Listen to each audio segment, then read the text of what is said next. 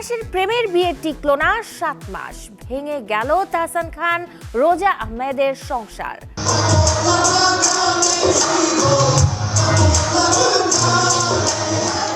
নাচে গানে অনুষ্ঠিত হলো ঢালিউড অ্যাওয়ার্ডের 25তম আসর। পুরস্কৃত হয়েছেন 2025-এর সেরা তারকারা। দাগিতে অভিনয় করার জন্য বেস্ট অ্যাক্ট্রেস হিসেবে এটা আমার দ্বিতীয়বারের মতো অ্যাওয়ার্ড পাওয়া। সাবা সবসময় আমার জন্য অনেক মেমোরেবল হয়ে থাকবে। সাবা আমার সাইন করা এবং অভিনীত প্রথম সিনেমা। বরবাদ মনে হয় আসতে পারে, তো সেটা পেয়েছি, সেটা আমার খুব এক্সপেক্টিং একটা অ্যাওয়ার্ড। ঢাকায় শুরু হলো 24তম ঢাকা আন্তর্জাতিক চলচ্চিত্র উৎসব। চাষী নজরুল ইসলামের আজ 11তম প্রয়াণ দিবস। দর্শক সবাইকে আমন্ত্রণ, শুরু করছি ওয়াগার ফুডার প্রেজেন্টস অভিযান স্টাইল 24। দেশ বিদেশের বিনোদনের নানা খবর সাথে নিয়ে আছি আমি শাহরিন জেবি। গুঞ্জনটাই সত্যি হলো, ভেঙে গেছে তাহসান খান ও রোজা আহমেদের সংসার। 4 মাসের প্রণয়ের সফল পরিণতি টিকলো না 7 মাসও। তাহসান বিচ্ছেদ নিয়ে মুখ খুললেও নীরব আছেন রোজা। তার ফেসবুক ওয়াল কিংবা প্রোফাইলে এখনো রয়ে গেছে দুজনের একসাথে ছবি।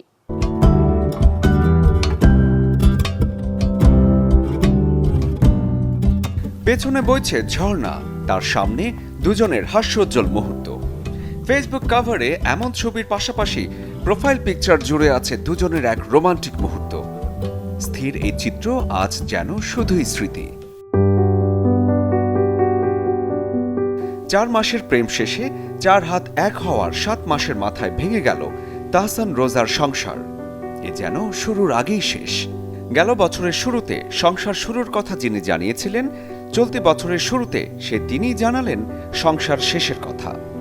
গতকাল তাহসান খান জানান, রোজার সাথে তার আর কোনো সম্পর্ক নেই, বিচ্ছেদের পথেই আছেন তারা। গণমাধ্যমে যখন বিচ্ছেদ নিয়ে সরব তাহসান খান, তখন নীরব রোজা আহমেদ। তার ফেসবুক পেজে এখনো রয়ে গেছে বিয়ের ছবি। সংসার আছে কি নেই, কেন শুরুতেই শেষ, কেনই বা এই ভাঙন, তা নিয়ে একটি শব্দও বলছেন না এই বিউটি এক্সপার্ট। এর আগেও ব্যক্তিগত জীবনে ভাঙন দেখেছেন তাহসান। 2006 সালে মিথিলার সঙ্গে শুরু হওয়া সংসারের ইতি ঘটে 2017 সালে। তারকা জীবনে সাফল্য আসে, ক্রেজ থাকে, কিন্তু ব্যক্তিগত জীবনে সিদ্ধান্তগুলো অনেক সময় সহজ হয় না। তাহসানের জীবনে এবার আলোচনা তার জনপ্রিয়তা নয়, বরং দ্বিতীয় বিবাহ বিচ্ছেদের অধ্যায়। শরীফুল হক, চ্যানেল 24। নাচ গান আর পুরস্কার প্রদানের মধ্য দিয়ে হলো এবারের ঢালিউড অ্যাওয়ার্ড। আয়োজনটি বরাবর আমেরিকায় অনুষ্ঠিত হলেও এবারের আসর বসে ঢাকায় চীন মৈত্রী সম্মেলন কেন্দ্রে, যেখানে 25তম এই আসরে পুরস্কৃত করা হয় 2025 সালের বিনোদন অঙ্গনের সফল ব্যক্তিদের।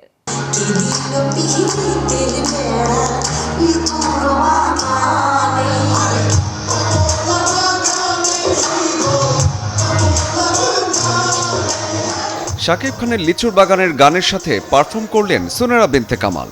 তার পরপরই মঞ্চে উঠে আসেন ইমরান। পুরস্কার নেওয়ার পাশাপাশি খালি গলায় নিজেও গেয়ে শোনান গান। যে গানের জন্য পেলেন পুরস্কার, তার সাথে গলা মিলিয়েছেন কণ্ঠশিল্পী কনাও।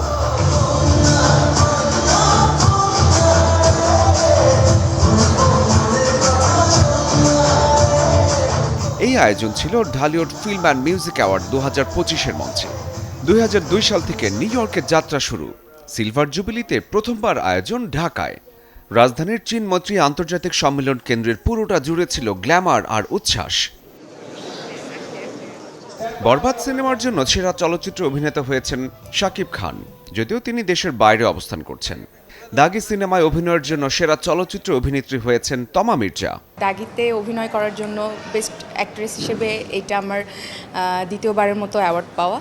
তো আমি অনেক কৃতজ্ঞ অবশ্যই আলফাই, এসভিএ, চৌকি, শিয়াব ভাই এবং নিশো ভাইয়ের কাছে আমি অনেক কৃতজ্ঞ। ভালো লাগে যে কোনো কাজের যদি প্রাপ্তি এরকম হয়। দর্শকের ভালোবাসা তো অনেক আগেই পেয়েছি, দাগি যখন মুক্তি পেয়েছে তখন।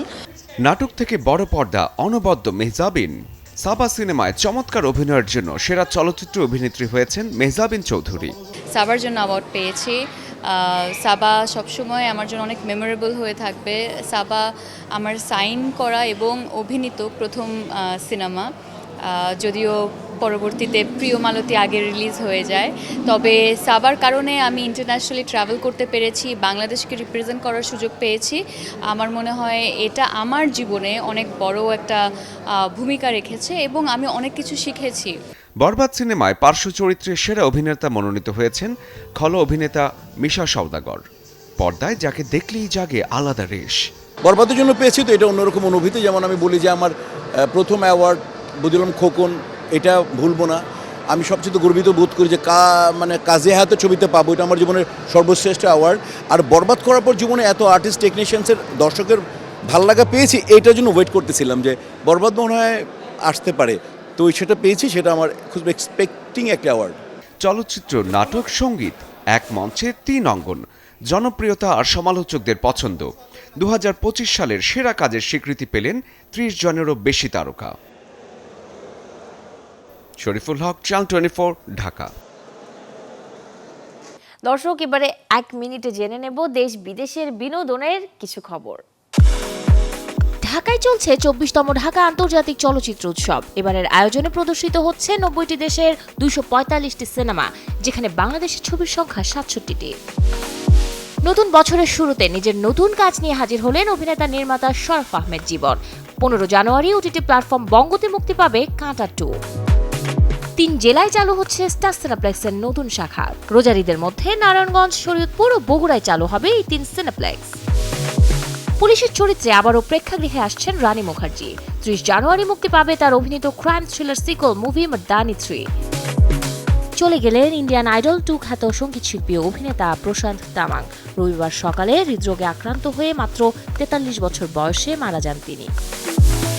সোমবার সকালে জানা যাবে 83তম গোল্ডেন গ্লোবের মঞ্চে কারা পাচ্ছেন সম্মাননা। বাংলাদেশি সময় সকাল 10টায় ক্যালিফোর্নিয়ার বেভারলি হিলটনে জমকালো আয়োজনে অনুষ্ঠিত হবে বিশ্ব সিনেমার অন্যতম মর্যাদাকর এই আসর।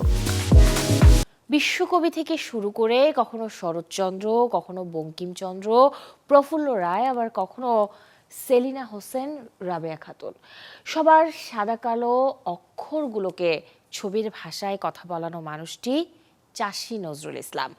আজ তার 11তম মৃত্যুবার্ষিকী।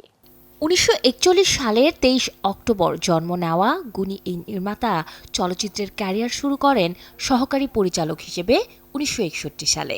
কাজ করেছেন তৎকালীন খ্যাতনামা নির্মাতা ফতেহ লোহানী ও সাংবাদিক চলচ্চিত্রকার ওবায়দুল হকের সাথে।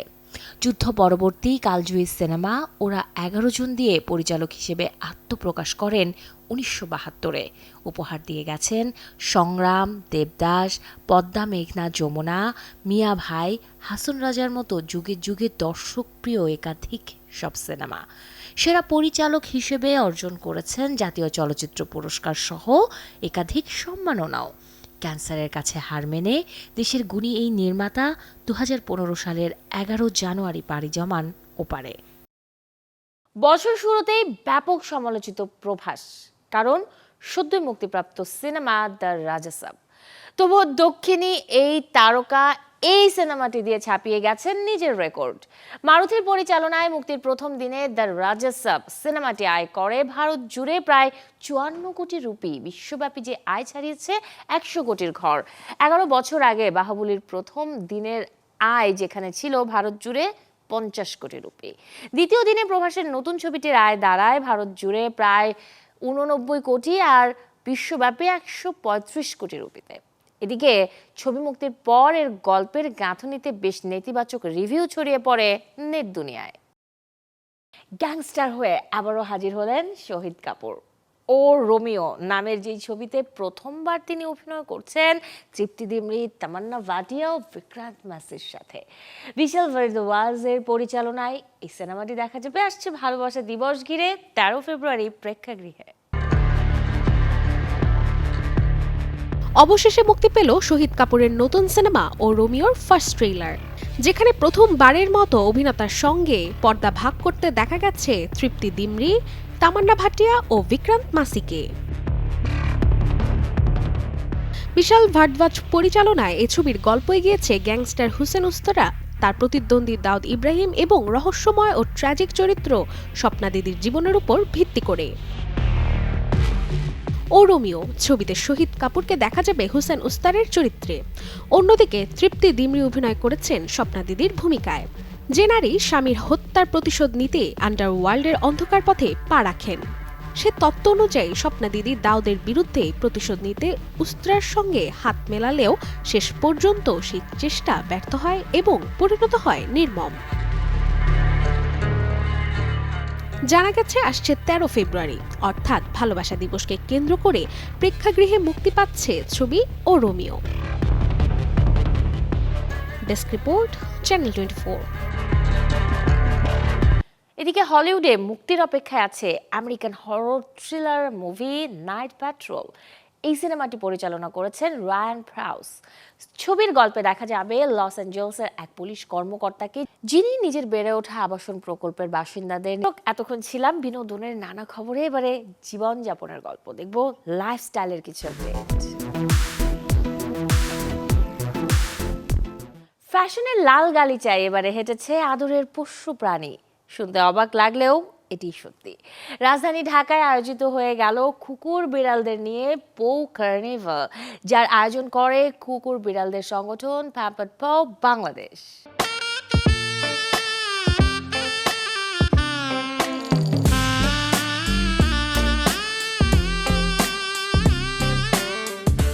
ফ্যাশন মঞ্চে এতদিন ক্যাটওয়াক বা বিড়ালের ভঙ্গিতে হাঁটার যে দৃশ্যের দেখা মিলত, এবার তা যেন ধরা দিল বাস্তবে। সত্যিকারের বিড়ালরা হাঁটল র্যাম্প মঞ্চে, সাথে তাদের সঙ্গী হলো পোষা কুকুরগুলো। কারো সাজে ছিল রাজকীয় ভাব, কেউ এসেছে বরের বেশে, মুখ চোখ চাহনিতে কেউ কেউ ফুটিয়ে তুলেছে নিজেদের আভিজাত্য। প্রাণীদের নিয়ে ভিন্ন রকমের আয়োজন বসে রাজধানীর গুলশান সোসাইটি লেক পার্কে। প্যাম্পার্ড পাউ বাংলাদেশের আয়োজনে, যেখানে অংশ নেয় শতাধিক পোষা প্রাণী এবং তাদের মনিবরা। ওরা সবসময় যে কামড় দিবে বা আঁচড় দিবে, ভয় পেতে হবে, সেই কালচারটা থেকে আমরা সরে আসতে চাই। গত বছর জাস্ট একটা বিড়াল নিয়ে এসেছি, এবার দুইজনকে নিয়ে এসেছি। খুবই ভালো লাগছে, অনুষ্ঠান খুবই ভালো হয়েছে, সবকিছু। অ্যাডাপশন না করতে পারলেও যেন তাদের ক্ষতি না করি, তো এই মেসেজটা হলো আমার সবার কাছে। আমাদের ভিশন হওয়া উচিত একটা অ্যানিমালকে নিয়ে তাকে যেন আমরা একটা প্রপার একটা ফরএভার হোম একটা আমরা তাকে যেন দিতে পারি। কুকুর বিড়ালের এই মিলন মেলা দেখতে দিনজুড়ে আয়োজন ঘিরে ভিড় ছিল পোষ্যপ্রেমীদের। আঁকাআঁকি, পোষা প্রাণীদের জন্য বিভিন্ন পরামর্শ আর সাংস্কৃতিক নানা আয়োজনের মধ্য দিয়ে শেষ হয় পৌ কার্নিভাল 2026। গাজী আনিস, চ্যানেল 24, ঢাকা। আয়োজনটা এবারের 2026 সালের ফ্যাশন ট্রেন্ড নিয়ে। নতুন বছরে কেমন রং প্রাধান্য পাবে স্টাইলিংয়ে, কি ধরনের ডিজাইনে নিজেদের মেলে ধরবেন ফ্যাশনিস্টরা, বিশ্বখ্যাত ফ্যাশন ব্র্যান্ডগুলোই বা কি ধরনের কালেকশন রাখছে 2026 সাল জুড়ে। চলুন না জেনে আসি তা। এই শীতে ওয়ার্ড্রোবে রাখতেই পারেন একটা ট্রেঞ্চ কোট, যা কখনোই আউট অফ ফ্যাশন হবে না। এই এক কোট যে কোনো পোশাকের উপরে চাপিয়ে নিতে পারবেন, তাতে আপনার গোটা লুকটাই বদলে যাবে। এই ঠান্ডার মৌসুমে আবারও ট্রেন্ডে উঠে এসেছে হাই ফ্যাশনের অন্যতম অনুষঙ্গ ট্রেঞ্চ কোট, যার বেশিরভাগই চিরচেনা হালকা বেজ রঙে। চলতি বছরের শুরুতে লন্ডন, প্যারিস, মিলান এবং নিউ ইয়র্কের মতো ফ্যাশন সিটিগুলোয় অনুষ্ঠিত বিভিন্ন শোয়ে নামকরা ব্র্যান্ডগুলো আসন্ন বসন্ত মৌসুমের জন্য তাদের ডিজাইন প্রকাশ করেছে। সেখানে ছিল গাঢ় এবং স্পষ্ট ব্লক কালারের আধিপত্য। বড় ফ্যাশন হাউসগুলোর ক্যাটওয়াকে লাল, হলুদ, সবুজ সহ উজ্জ্বল রংধনু রঙের ছড়াছড়ি ছিল। সাধারণত বসন্তের ছোট ফুলের নকশা আর প্যাস্টেল রঙের বাইরে জায়গা করে নিয়েছে সব সাহসী রঙগুলো। 2025 সালের ট্রেন্ডে ছিল কোয়াইট লাক্সারি বা নীরব বিলাসিতা, মিনিমাল নকশায় একরঙা মানসম্মত কাপড়ের ক্লাসিক পোশাক, যেসব বারবার পরা যায় সেই সবই দাপটের সাথে ছিল। কিন্তু এবারে লাউড লাক্সারির নতুন যুগে প্রবেশ করতে চলেছে ফ্যাশন। এই লুকটি নিতে আপনার ওয়ার্ড্রপের সবচেয়ে সাহসী কমলার মতো টকটকে রঙের নজরকাড়া পোশাকগুলো বের করে নিন। ঝালর, লেস, চুমকি, পুঁতি, ফ্রিঞ্জ, টাসেল বা অলঙ্কারণযুক্ত পোশাক এবং অ্যাক্সেসরিজের ব্যবহার বেড়েছে। সেই সাথে পোশাকে যোগ করা হয়েছে ইচ্ছে মতো কুচি। শাড়ির পাড়, কামিজে বা ব্লাউজের হাতে সবখানে দেখা যাবে কুচির বাহার। 2026 সালের পোশাকের নতুন ট্রেন্ড কুচি। কর্পোরেট ড্রেসিংয়ে ক্রেপ, টুইল বা সুতির সাথে পলিয়েস্টার, নাইলন মেশানো ভেলভেট, ডেনিম, লিলেন বা এমন কাপড় ব্যবহার করা হবে যা সহজে কুঁচকায় না। Desk report, channel 24। বেকারির নানা পদের খাদ্য নিয়ে দেশের বাজারে অল্প সময়ে জনপ্রিয়তা পেয়েছে লা ডিঅর ফ্রেঞ্চ বেকারি। 2024 ডিসেম্বরে যাত্রা শুরু করা এই ফ্রেঞ্চ বেকারি ব্র্যান্ডটি এবারে ক্রেতা চাহিদার কথা মাথায় রেখে উদ্বোধন করলো তাদের চতুর্থ শাখা রাজধানীর উত্তরায়, যেখানে প্রধান অতিথির আসনে ছিলেন চিত্রনায়িকা অপু বিশ্বাস। উত্তরার 3 নম্বর সেক্টরের রাংস KM স্কয়ারে উদ্বোধনী অনুষ্ঠানে আরও উপস্থিত ছিলেন মিস ওয়ার্ল্ড বাংলাদেশ বিজয়ী ইনফ্লুয়েন্সার ও অভিনেত্রী শাম্মী ইসলাম নীলা সহ শীর্ষস্থানীয় টপ ইনফ্লুয়েন্সার এবং বিশিষ্ট ব্যবসায়ীরা। আধুনিক ইন্টেরিয়র, আরামদায়ক পরিবেশের লা ডিঅরের উত্তরার শাখায় মিলবে উন্নত সেবা। সম্পূর্ণভাবে ফ্রেঞ্চ শেফের তত্ত্বাবধানে পরিচালিত এই ক্যাফেতে আন্তর্জাতিক মানের রেসিপি অনুসরণ করেই প্রস্তুত করা হয় প্রিমিয়াম পেস্ট্রি, ক্রোসান্ট, ডেজার্ট ও বিভিন্ন বেকড আইটেম। প্রতিটি পণ্যেই থাকে খাঁটি ফ্রেঞ্চ স্বাদ ও মানের নিশ্চয়তা, এমনটাই জানিয়েছেন প্রতিষ্ঠানের কর্মকর্তারা। আচ্ছা, অ্যাকচুয়ালি আমরা তো দেশের বাইরে অনেক সময় যাই, যে দেখি যে অনেক সুন্দর সুন্দর বেকারি আছে দেশের বাইরে, বাংলাদেশে ওই মাপের বেকারি নাই। তো সো আমরা ফ্যামিলিরা সবাই বসে ডিসাইড করছি যে ওয়াই আমরা কেন বাংলাদেশে একটা মানে এই ধরনের বেকারি আনতে পারি। তো তারপর আমরা ফ্রান্সের থেকে শেপ ঠিক করে ফ্রান্সের থেকে শেপ এনে আমরা প্রথমে আপনার গুলশানে ফার্স্ট ব্রাঞ্চ ওপেন করেছি, তারপর আপনার বনানী, ধানমন্ডি, ফোর্থ ইজ উত্তরা নাও। শহরের 4 দেয়ালের ভেতর বড় হতে থাকা শিশু আর হাতের মুঠোয় স্ক্রিনে বন্দি তরুণদের শরীরে নীরবে জমছে ভয়ঙ্কর এক ঝুঁকি, স্থূলতা। কারণ কমে গেছে শারীরিক কাজের হার। যে সমস্যা এখন শুধু শহরের নয়, গ্রাম শহর মিলিয়ে সবার। বিশেষজ্ঞ ডাক্তাররা কি বলছেন এই বিষয়ে, চলুন দর্শক শুনে আসি তা। ব্যস্ত নগর, নেই খোলা মাঠ, নেই দৌড়ঝাঁপ। স্কুল শেষে শিশুরা বন্দী মোবাইল আর ট্যাবের পর্দায়, আর সেই পর্দার আড়ালেই ধীরে ধীরে ভারী হয়ে উঠছে তাদের শরীর। স্থূলতা এখন আর ব্যক্তিগত সমস্যা নয়, এটা বৈশ্বিক সংকট। বিশ্বের প্রতি 8 জন মানুষের একজন এখন স্থূলতার সমস্যায় ভুগছেন। সবচেয়ে উদ্বেগজনক চিত্র শিশু ও কিশোরদের মধ্যে। শহরে বেড়ে ওঠা মানেই খোলা মাঠের বদলে 4 দেয়ালের জীবন। শুধু শিশুই নয়, 18 থেকে 30 বছর বয়সী তরুণদের মধ্যেও বাড়ছে ওজন। শারীরিক পরিশ্রম কমে যাওয়া, অতিরিক্ত তেলে ভাজা খাবার আর প্রসেসড ফুডে আসক্তি। বিশেষজ্ঞরা বলছেন বিষয়টি মোটেও হালকা করে দেখার সুযোগ নেই। আজকের মুটিয়ে যাওয়া শিশু আগামী দিনে হার্টের ব্লক কিংবা রক্তনালীর ব্লকের উত্তম ক্যান্ডিডেট। এখনকার যারা শিশু আছে তারা কম্পিউটারে গেমস খেলে, মোবাইলে গেমস খেলে, তারা মাঠে যেতে চায় না, ফলে মুটিয়ে যাচ্ছে। এবং মা বাবারাও নাদুস নুদুস বাচ্চাকে অনেক বেশি পছন্দ করে। তো এই যে বাচ্চাগুলো, এদের যে রক্তনালীতে ব্লক হওয়ার প্রবণতা, আগে মনে করা হতো 60 বছরের পরে হবে, এখন বলা হয় যে মায়ের পেটেই ব্লক হওয়ার যে টেন্ডেন্সি সেটা শুরু হয়ে যায়। তাই যে শিশু আজকে মুটিয়ে গেছে, যে তরুণ প্রজন্ম আজকে মুটিয়ে গেছে, আগামী দিনে অবশ্যই সে হার্টের রোগের জন্য, হার্টের ব্লকের জন্য উত্তম ক্যান্ডিডেট হবে। অনাহারে যেমন মানুষ মারা যেতে পারে, তেমনি স্থূল মানুষেরও অকাল মৃত্যু হতে পারে। নাদুস নদুস শিশু দেখতে ভালো লাগলেও সেটা সুস্থতার লক্ষণ নয়। তরুণ বয়সে মুটিয়ে যাওয়া মানেও ভবিষ্যতের রোগকে আমন্ত্রণ জানানো। সমাধান কঠিন নয়। নিয়মিত হাঁটা, খেলাধুলা, শারীরিক কসরত আর পরিমিত সুষম খাবারই পারে এই ঝুঁকি কমাতে। শিশুদের জন্য দরকার মাঠ, দরকার সময় আর বাবা মায়ের সচেতন উপস্থিতি। স্থূলতা কোনো সৌন্দর্যের চিহ্ন নয়, এটি এক নীরব বিপদ। সুস্থ শরীর মানেই সুন্দর জীবন, আর শুরুটা হোক আজ থেকেই।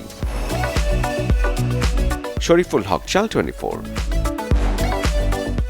দর্শক, এই ছিল আজকের Walker footwear presents showbiz and style 24 এর আয়োজনে। বিনোদন ও লাইফস্টাইলের সব খবর জানতে ভিজিট করুন আমাদের ফেসবুক পেজ এবং ইউটিউব চ্যানেলে।